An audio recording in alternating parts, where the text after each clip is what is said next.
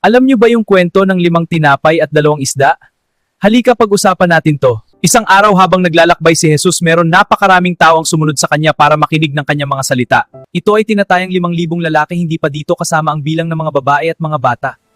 Nang magagabi na, nakaramdam ng gutom ang mga taong nakikinig sa kanya. Kaya naghanap ng makakain ng kanyang mga alagad. Ngunit ang sagot ng kanyang mga alagad, hindi sasapat ang kanilang pagkain sa sobrang dami ng mga tao. Kaya ang nais nila ay paalisin na lang ang mga ito dahil hindi sapat ang pagkaing meron sila. Ngunit merong isang bata na merong daladalang 5 tinapay at 2 isda, at dito na gumawa ng himala si Jesus.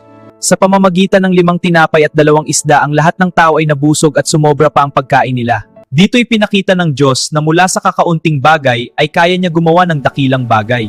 Kaya kung sa tingin mong imposible, magtiwala ka sa Diyos. Ang Diyos ay sapat na at higit pa.